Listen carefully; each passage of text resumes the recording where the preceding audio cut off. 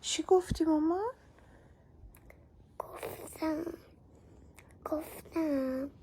گفتم چی شده؟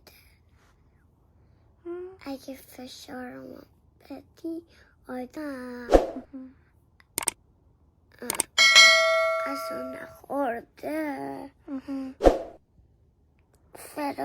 فشارش میریزه بیرون. فشارش میریزه رو آدم. خونش میریزه رو آدم. کجا بذار؟ اینجا. دستت بذار اینجا.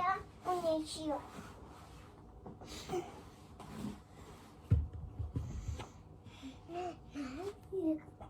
بدونم چی کار کنم.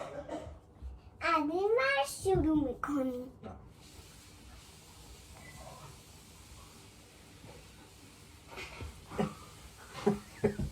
خب از اون ور خب شروع میکنیم. از این رفتی اومد. حالا بیا بازم بیا از اون بیا این برم.